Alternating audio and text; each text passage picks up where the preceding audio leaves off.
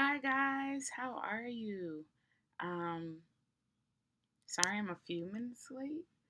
I am still at home. Hi. And today I am talking about my top five tattoo inspirations. And I'm feeling a bit down because at home. And I miss my studio. And I would like to be in my studio. And I'd like to be tattooing and all this good stuff.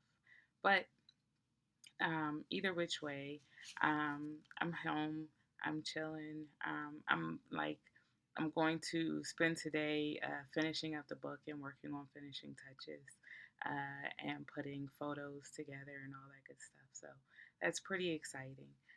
But like I said, today I wanted to talk about um, my top five tattoo inspirations. Um, So, my top five tattoo inspirations are really special to me. Three out of five of them I know personally in a very personal way. And what else? Oh, I don't look at many artists. Um, Not because, like it's not like I think I'm too good or anything like that, but I don't look at many artists because. Um, I need to see myself. I need to understand my art. I need to understand what I do with my art and all that good stuff. Also, my hair looks crazy because I decided to take the ponytail down. I went to go sleep and it was horrible. It was like a whole hot mess to try and sleep and it hurt so bad. So, sorry. But I have on my stylish Hello Kitty robe. Aha. Anyway, um, as we talk about my top five tattoo inspirations, it's simply I don't look at other artists so that I can indulge in tunnel vision, so that I can hear my own voice, and I'm not crowded with trying to compare myself to other artists or anything like that. Or trying to do the thing that they do and trying to shape my voice into that of another artist. Instead, I use a lot of tunnel vision so that I can connect and stay connected to myself and what I actually want to be able to, what I actually want to be able to put out. So what I actually see, and I'm like, oh my God, I want to be able to do something like that, to put all of those things together. So with that, um, the artists that I do look at are artists that I usually learn from. Like I said, I know three out of five of my top five personally. So that would also tell you and speak to the fact that I like to know people and actually learn from them. So it's not one of those, I just want to learn from you over the internet. I wouldn't pay money to learn from you and I'm just going to watch your feed or anything like that. I would wholly learn. I would wholly travel to you. I would wholly, just do what I need to do to actually get the education from you and the learning that I need to soak up. So that's that. My top five. Also, just in case I get a little too down while giving this or while we're talking or anything like that, I got a face mask. So I might try this face mask. I don't know because these aren't things that I normally do on, on the internet or anything like that. But at the same time, I'm at home. I'm a little down, and why not? So we'll see. We'll see where we're at by the time we get to like number four. How's that? So, so, like I said, I really do enjoy learning from people, and three out of the five I know. So here are my top five. Um, First, there is my tattoo master. Actually, should I count them down? I'll count them down. I'll count them down. So we'll go from number five and to number one. So my fifth inspiration is the big brother, Andre Malcolm. He is a tattoo artist in Oakland. Um, I forget the name of the shop. I can't call it because I don't want to misname it. But he's out in Oakland. You can actually look him up by his name, Andre Malcolm. He is the only brother that I know who's doing like full body suits in traditional Japanese style. And now it's like it's beautiful because now he's taking a journey where he's doing a lot of African inspired masks. Um, and putting it with Japanese. So I talk a lot about Afro kawaii and putting, like draping your Afro and kawaii and the bridges in the cultures between Afro and Asian cultures, an invisible bridge that seems to exist there. So it's really cool to see him doing these really really cool back pieces, and they're business cards, like they're fucking boss. Um, so to see him putting those together, it's a great inspiration. I do tattoo lives every Tuesday at 6 p.m. on Instagram, and ever so often he'll just pop in, and it's a great, great boost of just inspiration to keep going. Um, because my style and my aesthetic in tattoo is very similar. I do a lot of kawaii tattoos. I do a lot of Wabori inspired or Japanese inspired tattoos, and I say inspired because I am in no way Japanese. Hi, I'm Imani. I'm very much black. And I didn't go through the traditional. Sorry, my eyes are watering because I want to yawn, but whatever. Um, but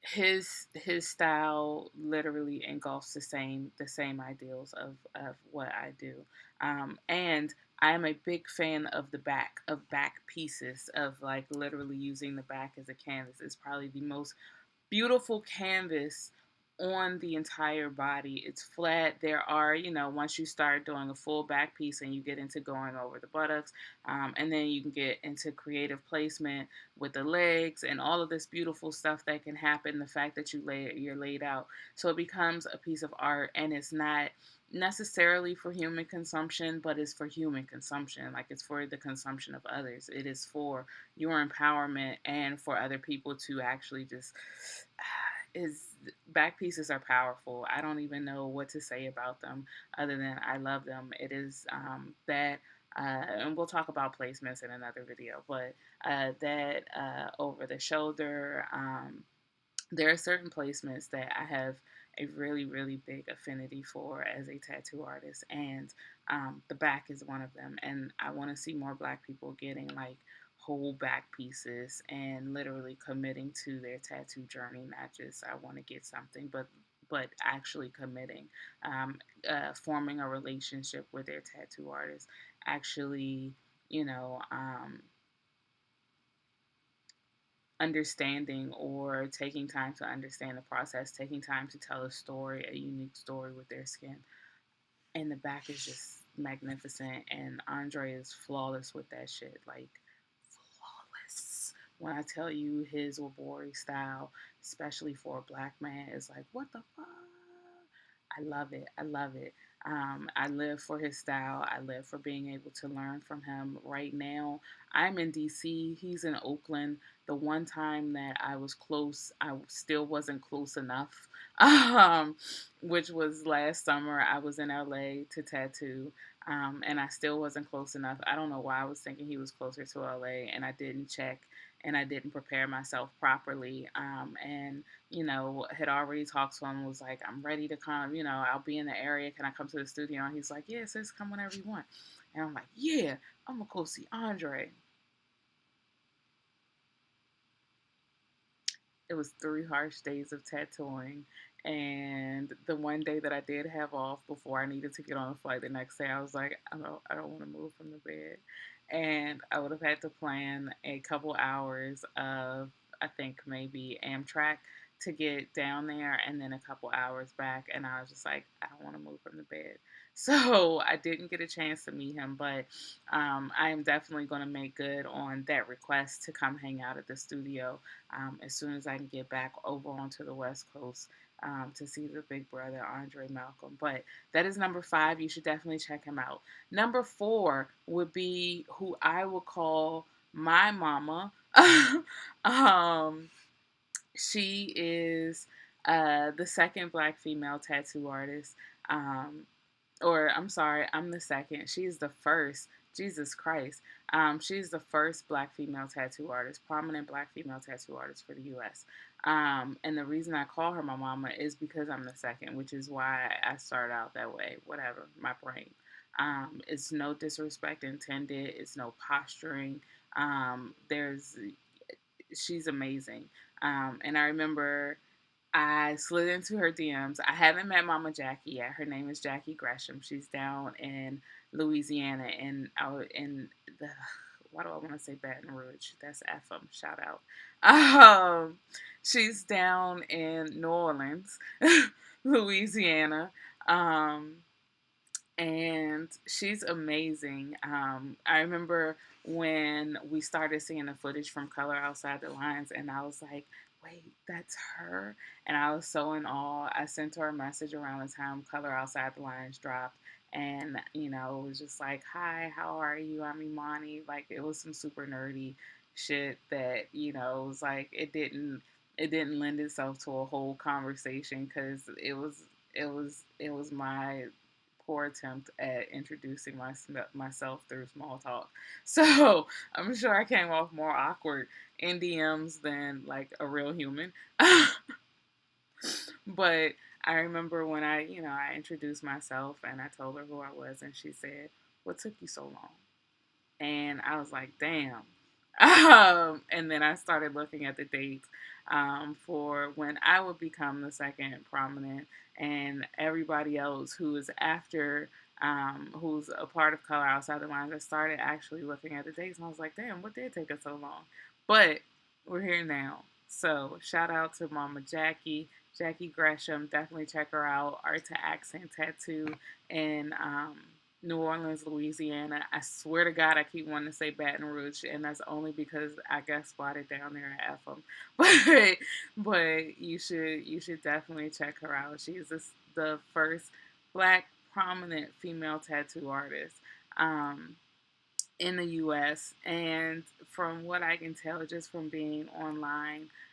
Just from the one message, she has a very warm spirit, but don't take no shit. And I mentioned her in my book, and that's because while we haven't met, I also feel um, responsible to give honor where honor is due, give credit where credit is due, make mention where it should be made mention, and I can't make mention of me without making mention of her because there would be no me if there were no her. Like if she didn't pave the way first. Hold on. I really want to yawn. So my eye is doing the thing.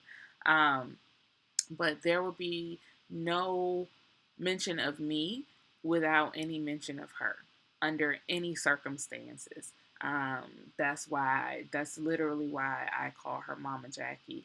Um, and I say it with all due respect, with all the love in my heart, all admiration, everything, simply because, again, she was out here before we was out here, and now we all out here. So shout out Mama Jackie, I love you, big hearts, and all of that stuff.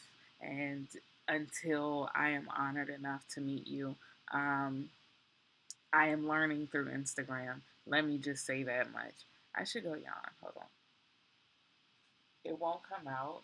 Like it's I don't know if you guys have ever had like head yawns, like you're tired but you're not tired and you feel like you should yawn. But here we go.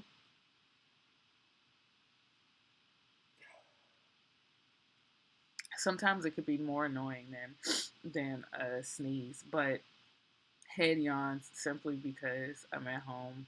I'm tired because my sleep schedule is kind of wonky right now because I'm at home. So it's like, yay, I don't have to get up and go leave for work at 8 o'clock in the morning. We could stay up all night. I'm still asleep by 10 o'clock, though. Let the smooth taste food. But in being sleep so early, I'm also waking up multiple times in the middle of the night as an insomniac. So exciting. Anyway, moving on. Number three, and just so I make mention, or just so you know, the reason that this list is in the order that it is in is because the last two people I have not met yet. So if I were to have met them already, then this list would be in no particular order. So the top three are in actually no particular order, with the exception of the number one slot, which is my tattoo master, because he's my tattoo master. But the top three are the top three because I know them personally. I've met them personally. I've learned from them personally. We have personal relationships. And so that's why it is ordered the way that it is. So, top three. Number three is Nao-san. Naoki TNS Tattoo. That is my senpai in Japan. He is who I learned from, and we have mutually respective and complementing kawaii styles. They're not quite the same styles, but he loves big eyes. I love chibi styles, so they complement a lot. Um, and we both love cats. Oh my god. Oh my god. We both love cats, and we both have cat plans. What? We were meant to be. Um, but now San is my senpai, and he is tattoo family along with so many others. But he's helped me bridge myself and continues to help me bridge myself internationally, and just being able to go, and we have the best time, the best family time, doing language exchange and culture exchange and just venturing out. A lot of stuff that's my first time doing 3D movies and all this jazz is sometimes or most times their first time doing stuff, so it's really fun. And it feels like he gets to take a break and have like a small little vacation, because he'll take time off so that we can just go explore and do something, and we're not just holed up in the studio the entire time. Consequently, being holed up in the studio the entire time, um, being holed up in the studio the entire time, or not the entire time, but the times that we have been holed up in the studio are the times that I've gotten the most work done, because there's less distraction and we're literally just focused. And that's what's inspired how my studio is set up so that I can have maximum effort. Um, I can have maximum effort and get as much done as possible, in between seeing clients, as I am a solo entrepreneur, and the less distractions, the better. So he is just being around TNS, being with my tattoo family. It's a blessing because I didn't know that we would be attached for as many years as we have been, which has been more than 8 years now, I think. So that's pretty cool. So yeah, so love TNS Tattoo. If you want to check them out on Instagram, is at Naoki TNS NAIONAOKI_TNS. And you can find them there. You can also check it out on my blog. You can check out any DC to Japan related things on my blog at ipukekawaii.com.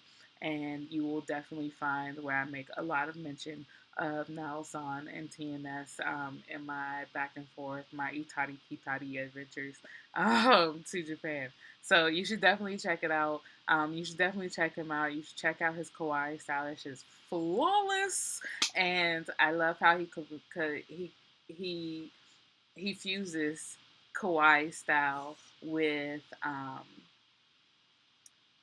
culture, which is something that I love to do. So to see where confusing, where he's fusing kawaii style with Japanese culture, in terms of what aesthetics look like and stuff like that. Sometimes it shit just looks like the best shoujo manga. It's yeah, just check him out. I love him. And he's my CNH, my chicken namba homie. So a lot of times I'm no foodie, but we go and we have chicken namba, and it's delicious. And I can only get it when I'm with him in Osaka. Okay, so number two.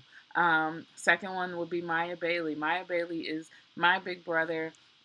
He is also a mentor to me. Sometimes I call and I'm able to talk to him about some of the ideas I have going on, and he'll tell me like whether I'm batshit crazy or whether it's something that he sees and something that you like he would actually support. And he is also my business model.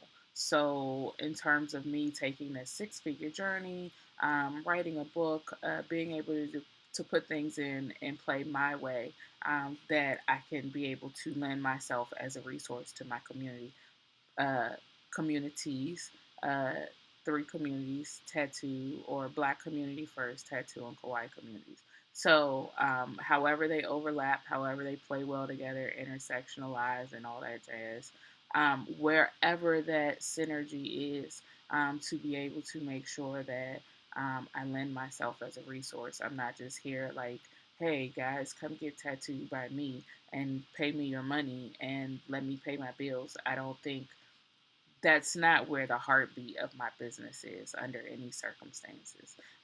So knowing that that's not the heartbeat and that I get more out of being able to serve, that is my whole ass love language. Being able to serve and be helpful means that my business also has to be created in that light to be able to serve and be helpful. So I am putting together my own ways until I can buy up real estate property and buy up blocks and, create space, physical space. I'm creating my own ways or making my own ways to create that space, so that by the time I can grow into it, I'm saying far, far into the future, y'all. By the time I can grow into it, I'm one, no stranger to it. And then two, I can go forth and be great. The hard work will already be done because of front loading. Voila. But Maya Bailey, you can literally check him out by his name. Here's my eye again. You can check him out by his name, Maya Bailey, MIYA underscore Bailey, BAILEY. Again, on Instagram. He is also very, very Googleable. You can also check out Color Outside the Lines documentary. I don't know when number 2 is coming, but it's coming. You can check out Color Outside the Lines documentary. You can check out Peter Street Station, and you can check out City of Ink Tattoo. Love you. And now, hold on, wait. I feel pretty good now, so I'll save this, or maybe I'll try it and I'll put it on Instagram or something like that. So we'll see how silly I look with a Pokemon Snorlax face mask and all that good stuff. So I'll do this later. Um, but number one, back to my drum Chris Mensa, come on. Okay, he's not gonna come on down. But you can find him on Instagram at Gingerbread Chris. Gingerbread, as in catch me if you can. I'm the Gingerbread Man. Gingerbread Chris, CHRIS. On Instagram. I was about to say .com because I feel like I'm giving like URL spills. Anyway, that my tattoo master. There's a video floating around, I think by Beauty Insider, or I don't remember, but I think it's by Beauty Insider, floating around with him and Mama Jackie in the video, and they're talking about tattooing dark skin and color on dark skin. And everybody in my related community, especially Kawaii community and such, are like sending it to me, and they're like, "Imani, this reminds me of you," and da da da da. And my heart just floats because I'm like, one, first black female tattoo artist in the U.S. So let's just let that sink in. That made me think of me. That's boss. Two, that dude you probably didn't know 9 times out of 10 is my tattoo master. So I'd be feeling all proud and I'd be like, oh, look at him go.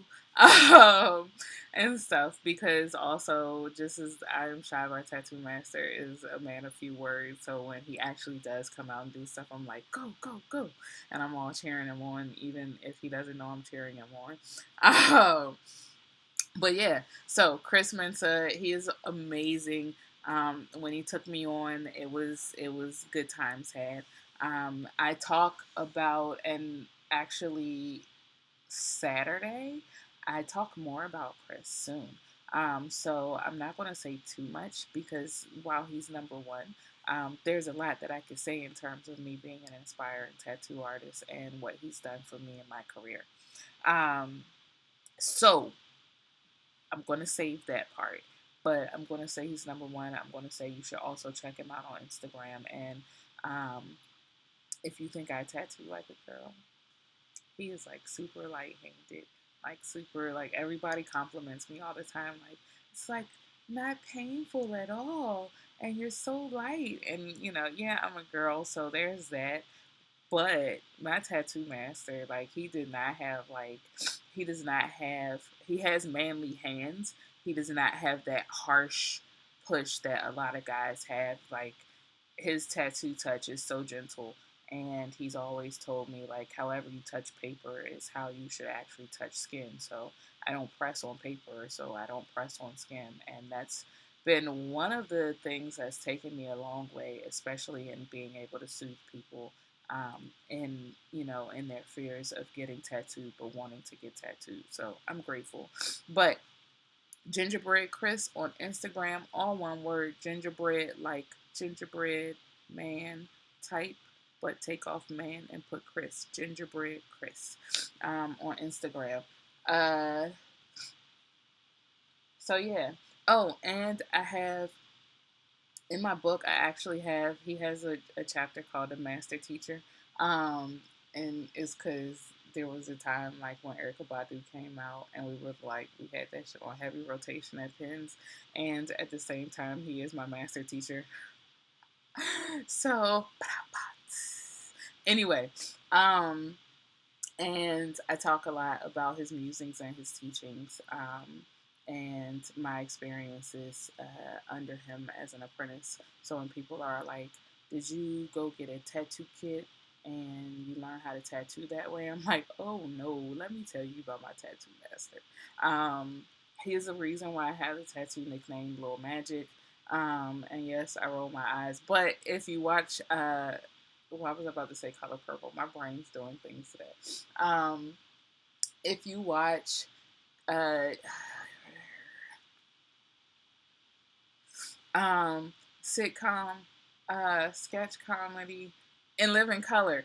If you watch In Living Color, there is a there's a character there, and her name is Little Magic. And one day, Chris just came in to work, like unrelated, and was just like, "Your name's Little Magic," and I was like, "What?"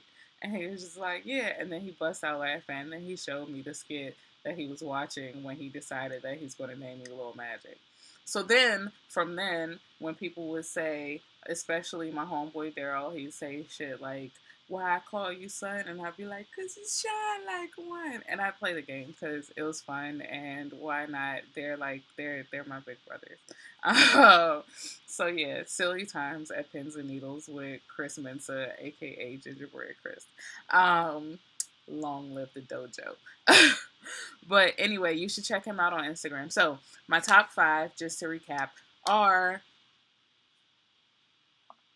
number five is Andre Malcolm. Number four is Jackie Gresham. Number three is Maya Bailey. Or wait. Number three is Naoki, TNS Tattoo. Number two is Maya Bailey. Number one, Chris Mensa. So that's it for today. I'm done goofing off. I'm gonna go do some beauty mask stuff for no reason, and all that good stuff. Maybe tomorrow I'll play in my closet because the book is almost done, and I won't have any more editing to do. I'll have some design work to do, but other than that, I won't have any more editing to do. I have light design work. I might be able to play in my closet. We'll see. I don't know. But if not, I might be coming back to you from this with this beautiful Hello Kitty robe. We'll see. But enjoy your day. Have a great one. Be great and all that good stuff. And I will see you soon. Jane.